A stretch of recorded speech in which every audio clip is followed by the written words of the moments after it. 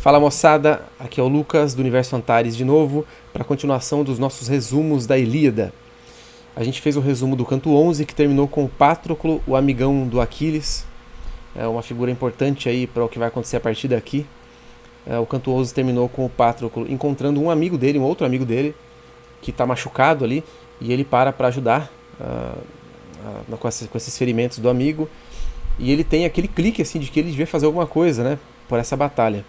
Então o canto 11 termina assim. Vamos agora para o canto 12. O canto 12 volta para essa cena do amigo do Patroclo, mas agora ele sendo socorrido por outra pessoa, que é um tal de Menécio, né? Enquanto isso, os troianos e os aqueus estão lá quebrando o pau lá fora, com um monte de gente morrendo. E o Rhapsody para contar uma coisa pra gente. Primeiro ele nos lembra de que essa muralha e essa vala que eles fizeram foi construída foi construída à revelia dos deuses. Vocês lembram lá quando eles começaram a fazer a muralha e a vala? O Poseidon foi lá todo ressentido, né, contar pro Zeus, e o Zeus falou que depois que o pessoal terminasse de construir, ele podia lá derrubar tudo aquilo ali, né? E ficou esse negócio aqui meio pendente, né? A gente não teve nenhum vislumbre disso até agora, né? E o que acontece é que depois de contar, de mostrar ali pra gente que a vala e a muralha já não estavam dando conta ali das investidas dos troianos, para explicar de certa forma por que a vala e a muralha não estão dando conta, ele lembra de que essas duas coisas foram feitas aquém dos deuses, e agora ele começa com um salto temporal que vai levar a gente lá pra frente. Ele nunca tinha feito isso, geralmente ele dá um salto temporal para trás, né? Ele volta no tempo, agora ele vai dar um salto para contar o que é que vai acontecer lá no fim da guerra. E ele diz que enquanto o Heitor vivia e enquanto o Aquiles continuava encolerizado, também ficou de pé a muralha dos aqueus. Mas olha só, quando morreram os melhores troianos, e também dos aqueus morreram alguns e alguns voltaram para casa, Poseidon e o Apolo, eles finalmente deram fim a essa muralha, né? Como é que eles fizeram? Eles deram um jeito ali com as suas forças, principalmente o Poseidon, eu imagino, né, que é o deus dos mares, de fazer com que vários rios fluíssem na direção das muralhas e batessem com muita força contra ela, tá? Ou seja, apesar dos gregos terem essa ideia de atribuir sempre essas coisas grandes aos deuses, o que eles estariam vendo, né, quem presenciasse ali o evento, seria só as águas batendo com muita força ali, e não os deuses fazendo qualquer coisa, né? Além disso, o próprio Zeus aparece por ali também nesse momento, lá no futuro, né? E faz chover torrencialmente sem parar para que a muralha fosse levada mais rápido para o mar. E então a gente tem essa descrição do que vai acontecer no futuro, né? Os troianos mortos, né? E as muralhas que os aqueus tinham feito sendo derrubadas ali pelos deuses. Bom, depois disso, o Rhapsody volta para o tempo comum da narrativa, dizendo que os aqueus estavam encurralados junto às suas embarcações. O Heitor é o cara principal ali, né, dos seus oponentes. E os troianos, eles estão avançando bastante, mas eles não conseguem avançar tanto a partir de quando eles chegam ali na vala, justamente porque os cavalos ficam com medo de atravessar. A vala tem um tamanho tal que parece que dá para pular, mas se pular pode dar problema. Não é dito quão funda ela é, mas tem umas estacas assim embaixo. Eles tentam começar a atravessar com os carros, mas parece uma péssima ideia, até que um rapaz chamado Polidamante tenta fazer o Heitor desistir disso e deixar os cavalos ali e atravessarem a pé, né? O Heitor topa, ele gosta do plano, eles se dividem em alguns grupos, os troianos, e enquanto o Heitor começa a avançar pela vala mesmo para tentar chegar às embarcações, porque ele quer botar fogo lá, os outros grupos tentam ir atravessando ali a pé mesmo, né? Para passar da vala e passar pelas muralhas. Os troianos achavam que os aqueus iam continuar fugindo e tenderiam então a não fazer nada nessa hora, mas acontece o contrário. Eles vão para trás das muralhas e começam a arremessar pedras muito grandes, matando um monte de troiano ali. E enquanto isso, o Heitor está avançando, né, para tentar chegar mais perto lá das naus. Só que acontece uma coisa também com esse grupo aí. O grupo do Heitor avista no céu uma águia segurando com as garras assim uma serpente vermelha. E essa serpente não parou de lutar ainda, e ela consegue virar a cabeça e morder o peito da águia, né, perto do pescoço assim. A águia dá um berro, solta, ela desiste, ela solta a cobra nessa serpente, vai embora. E acontece que os troianos têm uma ideia, eles têm uma interpretação muito ruim disso aí, muito negativa. Mas antes de entrar nessa interpretação, deixa eu falar uma outra coisa. Por causa de certas repetições que acontecem na Ilíada, alguns especialistas imaginam que isso seja um problema da composição oral, né? O que acontece aqui, ó? É a segunda vez que essa descrição da águia, que é mordida pela serpente, aparece para nós. Ela aconteceu lá no começo, de outro jeito completamente diferente. Ela era um formato de profecia, também uma metáfora para o que ia acontecer. Se eu não me engano foram os aqueus que falaram, mas eu não lembro. Não, acho que foram os troianos mesmo. Mas era uma profecia, e eles simplesmente, quando aparece agora isso aqui, eles não lembram da profecia. Nada é dito sobre a profecia. Então isso faz com que a gente imagine que talvez sejam realmente repetições.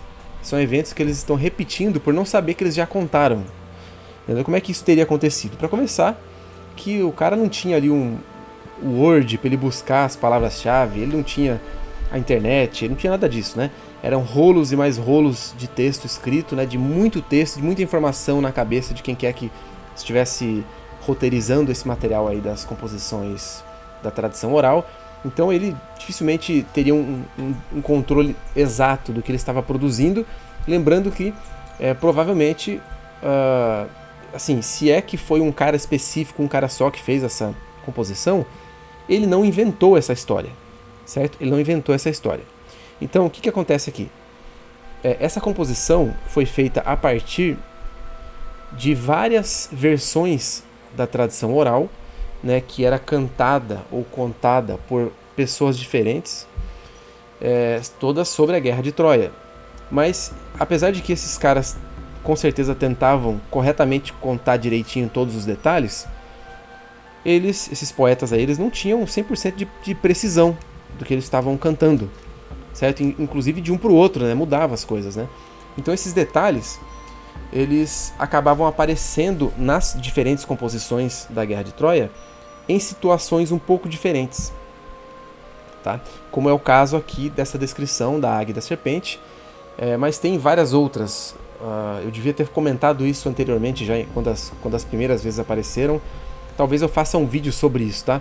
Não sei se deu para entender aí. O fato é que isso aqui provavelmente é uma repetição mesmo de um elemento que fazia parte da história.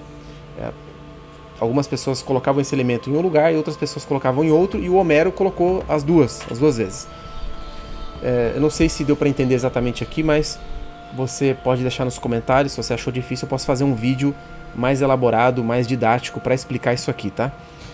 Mas vamos seguir aqui. Os troianos, quando viram essa cena da águia, eles interpretaram que seria um prenúncio sobre a derrocada deles, né? Eles estariam avançando muito seguros ali, quando de repente os aqueus iam de um jeito inesperado vencê-los. E o Polidamante, que foi quem fez com que eles entrassem até lá, tenta agora fazer o Heitor mudar de ideia. O Heitor até dá uma bronca nele, né? Pô, você mudou de ideia aí, pô. Mas ele... o que acontece? Ele simplesmente não concorda com o Polidamante, e ele diz que eles têm que continuar avançando, e é isso que eles fazem, né? O Zeus, inclusive, aprova isso, ele se agrada dessa atitude do Heitor, e dá um jeito ali de confundir um pouco os aqueus, né? Só que isso não dura muito tempo, porque o Ajax faz lá um breve discurso que anima de novo os aqueus, dá uma sobrevida ali para esse momento específico da batalha. Mas outra coisa acontece também, que é o Heitor desequilibrando outra vez. Fui repetitivo agora, né? Mas o Zeus pega ali o Sarpedon, que é o filho dele, não sei se vocês lembram, ele matou um neto de Zeus, né, em um outro momento lá, um cara poderoso ali também. E junto com o Glauco, que a gente falou bastante dele já em cantos anteriores, eles vão com uma hoste específica lá deles para cima de um pedaço da muralha, e aí começa a dar certo, né? A investida. Inclusive o comandante que está naquele trecho ali, ele fica desesperado, manda chamar lá o Ajax, que é aquele cara grandão do escudo que parece uma torre, né? O Ajax, por sua vez, chama o Teucro, que é um cara muito bom com flechas, e eles vão correndo para lá. O Teucro, quando chega lá, já acerta uma flechada no braço do Glauco, que já vaza dali para não ficar pior para ele. Quando o Sarpedon vê aquilo, ele no primeiro momento parece que ele vai desanimar, mas ele não desanima. Um pouco depois ele consegue fazer ceder um pedaço da muralha, e vários troianos já ameaçam passar ali. O Ajax e o Teucro vão para cima dele, quase matam o Sarpedon, só que ele é filho de Zeus, né? O Zeus aparece ali, dá uma ajudinha básica para ele. Não é uma grande ajuda, assim, é só para ele não morrer mesmo, porque o Zeus não quer que o Sarpedon tenha a glória dessa parte aqui da batalha. Ele está ajudando o Heitor, né? Acima de tudo, por causa daquela promessa que ele fez, uma promessa estranha que ele fez lá para Tétis, né? A mãe do... Não, peraí, eu tô confundindo tudo. É isso mesmo? É isso mesmo, para a mãe do Aquiles, é isso mesmo. Então, o Zeus, ele dá uma equilibrada de novo na batalha, para que os troianos não avancem tanto assim, né? Porque o que ele quer é que o Heitor chegue ali e consiga se dar bem, receber as glórias por esse avanço. O Heitor, um pouco depois, chega até ali, ele já pula lá para dentro das muralhas, né? Fala umas coisas lá, fala uma frase forte lá para animar os troianos, como sempre acontece. Um monte dos troianos avança junto com ele para dentro das muralhas. Nessa parte aqui tem outra dessas repetições, que é o Heitor levando uma pedra muito pesada para arremessar nos portões, né? Então ele levanta uma pedra que o Rapsodo conta que mesmo dois dos mais fortes não conseguiriam erguer, e ele consegue erguer com facilidade. Exatamente a mesma coisa tinha sido dita já sobre o Ajax. E essa não é uma repetição dessas que faz a gente pensar que é um erro, né? Um erro de construção, um erro de composição. Porque a gente viu que às vezes uma descrição que é feita sobre uma pessoa é feita logo em seguida sobre o seu opositor, né? Então isso aqui é uma questão de equilíbrio, talvez, né, da narrativa. Só que essa descrição de erguer uma pedra muito grande que outras duas pessoas fortes não conseguiriam erguer, tinha sido feita já lá atrás, né? Se eu não me engano, na batalha do Ajax contra o próprio Heitor, né? Então a gente fica assim com dúvida sobre essas repetições, né? O Heitor pega essa pedra gigantesca e ataca sobre os portões, lembrando que ele já atravessou a muralha. E para trás dos portões ali você tem aquelas barras que seguram as dobradiças, tudo. Quando ele ataca, as barras caem, quebram as dobradiças, os portões desabam. Um monte de troiano começa a entrar, né? Os troianos entram em peso ali.